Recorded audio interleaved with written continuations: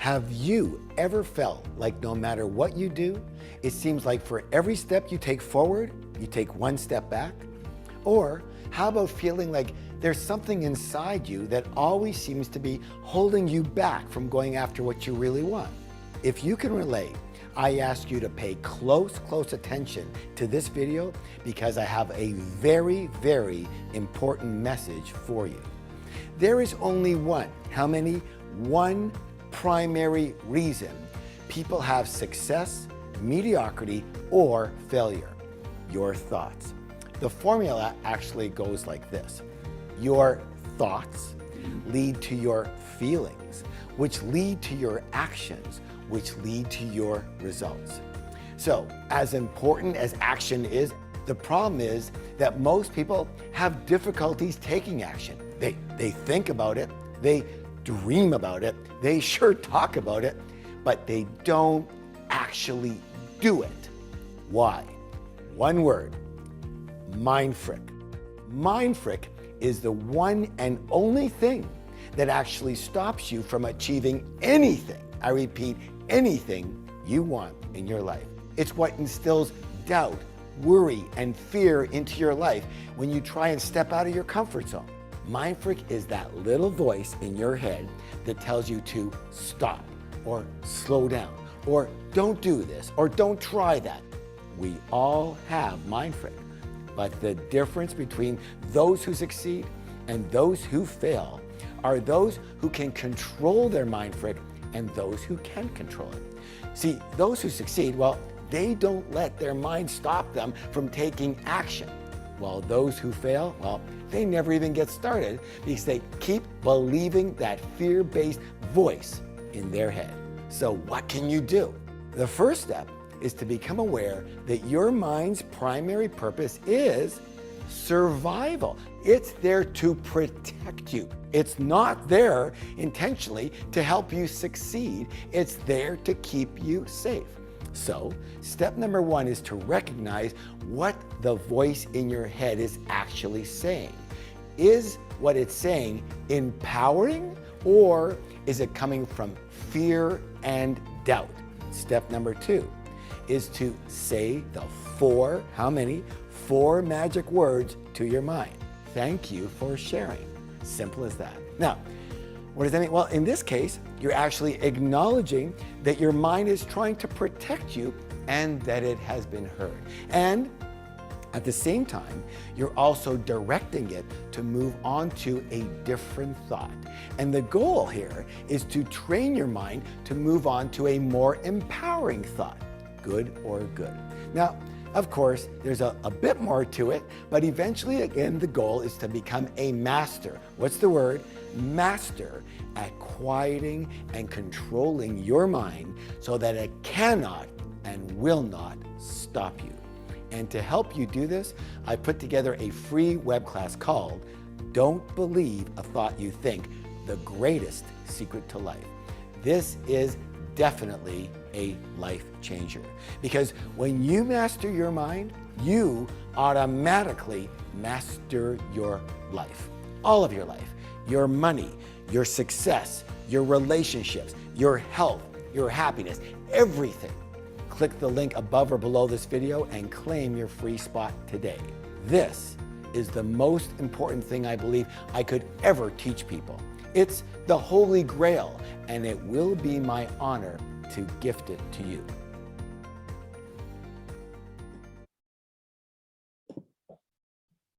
Okay. Good morning. That was awesome. I think I have that symptom. I think everybody does. Yeah, T. Haravacker is amazing at teaching people about mindset, and mainly mindset around money is his focus. And I love, you can even see the style of his teaching in that little short clip. He's really pioneered the whole industry of they're actually starting to use his methods in schools of just interacting with the audience and people being engaged in learning instead of just sitting there and listening to somebody talk. So it's amazing. So Yeah. So yeah, he's made a shift into this mind freak. That's which is, I believe it. It's the most important focus out of anything, to be able to have control over your thoughts, so you can get things done that you want to get done. Otherwise, you get stopped every single time. So I like the idea of just telling your mind, thank you for sharing. I know you're trying to talk me out of this, or talk me out of not doing what I said I was going to do, and do the work that I said I was going to do today. Yeah, thank you for sharing, and put a different thought in there, like your thoughts that you want to do, to put you in control and you in power. So I think that's awesome. Yeah, he's been teaching that for years, about your thoughts equal your feelings, and your feelings equal your results. So it's the thoughts in your head, then the feelings, really your emotions. And he's not the only one that teaches that. Again, it's another person that's saying the same thing, that it's your thoughts, but it's more your emotions and your feelings about your thoughts. And then, and that's what gets you your results. Otherwise, you just go in this circle of not doing what you say you want to do, or what you want to do. Just keeping you safe. Basically. I'm just going to mute. I think it's you, Tamara, with the noise. Okay, that's a little better. Or maybe it's Rod. I don't know. You can unmute yourself. It's quiet now, though. Could have been me. I don't know. There was a dog barking next door. Okay, no, it's just shifting noises. Okay, cool. Yeah, so I recommend looking for T.R. Becker's stuff. He's very great. He's got a lot of great value to share always, and free value on top of that.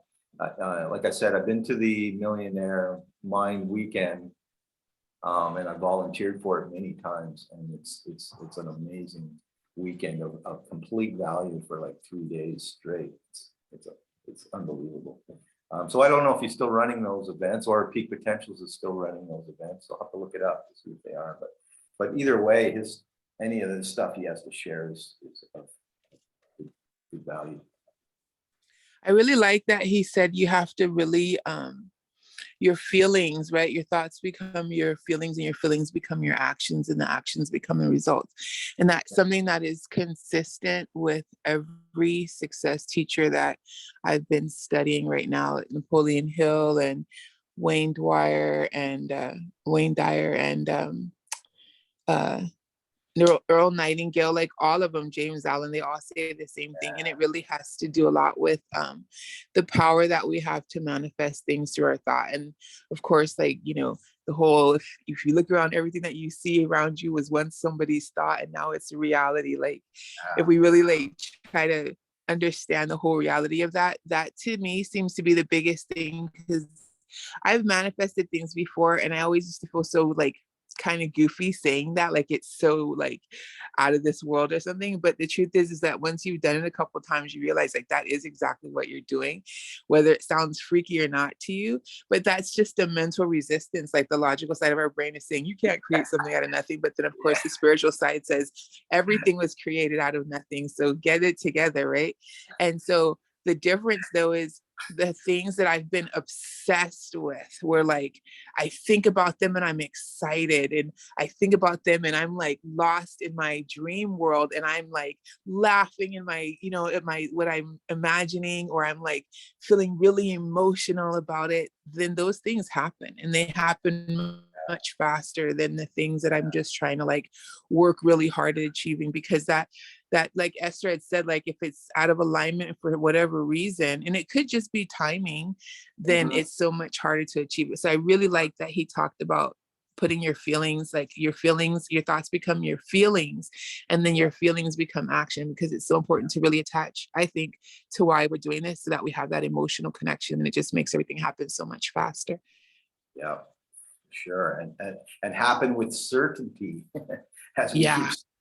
There's no doubt that if your thoughts, your feelings are put into action, that whatever you're thinking about is going to happen, Yeah.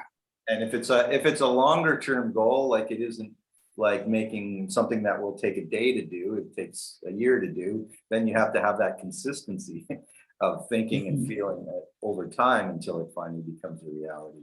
Like building a chair, you know, if you're building a chair, you're not gonna make it in a day. You have to design it, you have to get the material, you have to build it, but eventually it's gonna be done and you're gonna have that chair that was just a thought Mhm. before, you know. Yeah. Mhm. Crazy. And then the feeling part is because otherwise you can think all you want, but if you don't Mhm. have the feeling and the emotion behind it that to allow you to take the action, then it's just a thought. Mhm. Exactly. Yeah, and I like what you said. Like um, T.R. Becker always talks about putting post-it notes up on your mirror and doing affirmations and saying these things every day. And your mind is saying to yourself, what am I? This is crazy. Why am I talking to my mirror, you know, in the morning? But it works. Mhm. And he knows it works and it's worked on millions of people. Mhm. So, but yeah, your mind keeps going, like, this isn't gonna work. Right? Why do I bother doing this every day? Saying these things, affirmations, right? Saying them over and over again. Mhm. But And that's Tony cool. Robbins tells you that you can like put yourself in that state by, thinking of something that makes you feel the way that you want to feel. So if it's something loving and kind, think about something loving, and Mm, then move your body, like, mm, move your body to get yourself into a more like a physical state, kind of like what T Harv talks about with like tapping, or yeah, you tap your heart, tap your forehead and all that. So it's kind of like the same as what Tony Robbins teaches, except for I think Tony tells you like jump around, like get yourself in this really, yeah, really like high moving state, and then just go and attack whatever it is. And he yeah, says that doing that, you train yourself to, like, when you, whether you feel like you want to do it or not, you train yourself to say, okay, when I say go, we're going, and your yeah, body is responding to that physical training that we've put it through by constantly, like if we're about to do our call. So I've tried that a couple of times, like before I'm sitting down to do to do penny and stuff. If I'm really just not feeling it, then I'll yeah, like stand in, run in place, or I'll, like do some really high leg lifts that really get my cardio going, or I'll dance around for a few minutes, before I get started. And it puts me in a good mood. And then it does get my energy level up. So I'll do it, I don't know for how long, but I'll do it until I feel myself coming down. Then I'll try to get into a new state again and, try to tackle it again. So I think it's good. It definitely is a training thing. Like, doesn't work after just 1 week. I think it probably takes like a good 60 days of being consistent for it to really tap in. But I yeah, think it's totally worth it. yeah, definitely. And I learned this from Mark actually about anchoring. And Mm. so if when you do something successful, like I do two anchors now. When I want to get myself into a state of getting something done and feeling excited about something, I'll do this, right? Yeah. That simple movement, right? I can feel it already. but every time you do something that you're really excited about, like you got that thing done, like you made that call, or you sent that email, or whatever it is, and you feel good about it, you anchor it with that. So now that feeling comes back to you every time you do it, because you're doing it in repetition. So your brain starts to say, hey, that was that good feeling when I got that, I did well on that test, or I did, whatever. So I use that anchor, and even like when I'm finished a workout in the gym, I'll do that, Yeah. right? So now Nice. because I'm excited about that workout. So then that anchors that movement and that feeling. And the other one that I learned from Mark too that I use is I do this. Mm. So I can physically feel my fingers, and I can physically hear that sound. So and I do it every time I have money coming in. Nice. So if whatever it is, somebody sends me $10 and I see it in my account, I go like this, right? And so whenever I want to have that feeling about money coming in and the account building up, I do that, and I can feel that money flowing just from that simple anchor. And that's, you're right, it took a while. It took like, I don't know, 6 months, a year or something before. I'm doing that every time. Every time I had money coming in and I saw it in my account, I would do that. And just use the same anchor every time, and it could be different for everybody. Yeah. Nice. Yeah, crazy. The other thing I've done with T. Harv Eker is a fire walk. Oh, That's like 40 feet walking across hot coals. wow. Unbelievable experience. So I don't know how to describe how far that is, but that's a far distance to walk across like burning embers. They make this fire out of logs or wood that's burning like 5 feet high flames, and then they burn it all day until it burns down to just embers, hot embers, and then you get prepared for it, and you just walk across it. It's about a 30-second walk, I guess. Wow. But when you're standing in front of this, ready to go on these hot burning embers with bare feet, obviously, your mind is stopping you. There's no way you're going to do that because it's crazy. So it takes about 2 days to train for that. And the training is all in your thoughts, and the people always ask, how can you walk across hot embers? But physically, it's not a problem.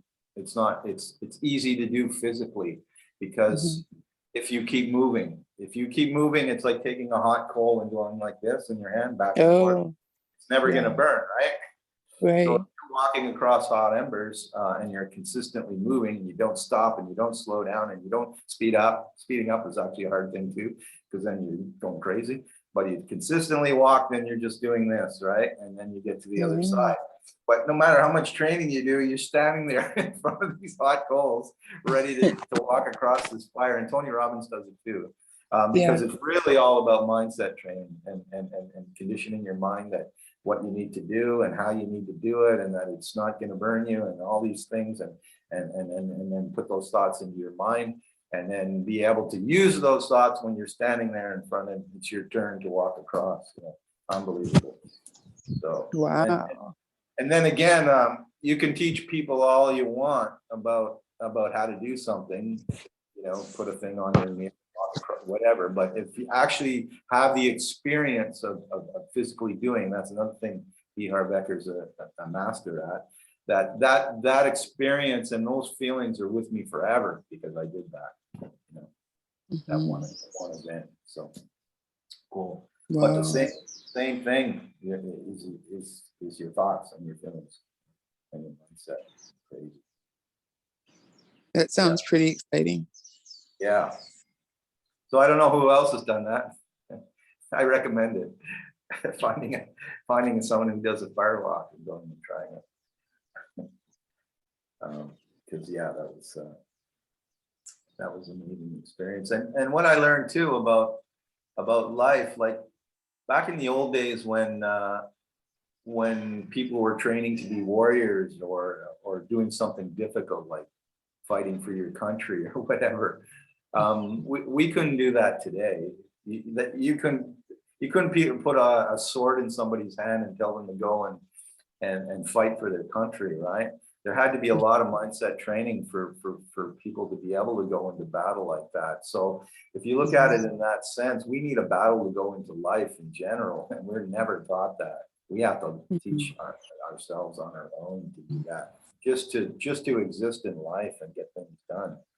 Because it's too bad they don't teach, we don't have that kind of training when we're growing up, go off to a camp and learn how to control your thoughts and work with your thoughts and your doubts and all this stuff, Yeah. So we have to do that personal development ourselves, because no one's helping us, no one's doing it for us. And it's critical. That's why people have such a hard time just surviving in life, is because of that. Yeah. I Crazy. agree. I was talking with someone recently about the opportunities that people have in the United States, but we feel like we don't because of, this or that, like, you live in an area where they don't have healthy stores, so you feel like you can't eat healthy, or you live in a place where, all they have are fast foods. And so, like, just like people are feeling like they're limited based on their environment. But in reality, like, the United States is one of the most richest, wealthiest countries on the planet. And so we're only limited by our belief system. And a lot of people from history have gotten up and left their environment in pursuit of their dreams. And even though that was hard, like, a fire walk, they were willing to do it because their conviction was strong that they could find a better way. And I feel like you said, like, the kids aren't taught that in this day and age. And so I've been talking to my kids a lot about that. And I've been, sharing with them a lot of this mindset training that I'm doing in success training. And mostly because it's super consistent, like with like Esther, all of today's celebrities that are successful in teaching how they got there. Most of them will say like 90 or 80% of it is personal development. Yeah. And then the rest of it is work ethic. But ultimately, your personal development is about us figuring out what we have to offer others to help them, and not be so concerned with ourselves, right? Because that's the personal development part. Like, if we're not doing all that we can do, it's mostly probably because we're focused on ourselves instead of bringing value to other people, because we're made for community. And I like that, because that is a huge mindset. Because I think Tony Robbins, and it was in something that I read earlier, like, our brain, or even I think this video said it, our brain was made to teach us to survive. It's not made to do anything else but help us to survive, which makes a lot of sense from caveman days. But we aren't living in caveman days anymore. Yes. So our survival technique needs to like tighten up to technology or something, Yeah. Yeah, our brains tell us to just sit on the couch and don't make too many changes. Just be comfortable. And no matter what, like, you made a decision in your mind to, like, I want to do something new. I want to be different. I want to move somewhere else. I want to have a different life. But no, just sit on the couch and continue what you're doing, and that's fine. You'll be safe. Don't try to do anything new, right? Yeah. And we might not even think that that's the case, but in our subconscious mind, that's what's happening. We could tell ourselves how many times we want to eat healthy or go to the gym, and our mind's constantly telling us that's hard. Why do you want to do that? And I want to do that. Yeah.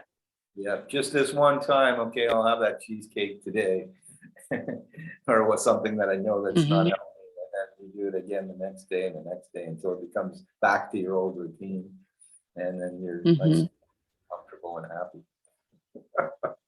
And so it's such an important thing to recognize, because sometimes, like for me personally, like just last night I was thinking about it. I ended up going to the movies with my husband because he's off today because it's a holiday. So the movie started like at my bedtime. So then of course I ended up staying up past my bedtimes, and then I can't come home and just go to sleep. I've just been sitting there drinking ices and eating popcorn, so I'm all jacked up on crap.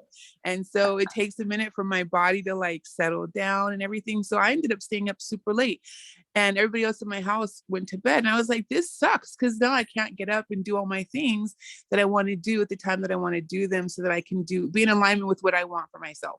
And so now I realize, like, I have to tell my husband, like, I'm sorry, we have to change our dates. Like, I can't do things with you when I have this kickstart in the morning, because everything that's important to me before I get to my kickstart, I can't do because I'm staying up too late with you.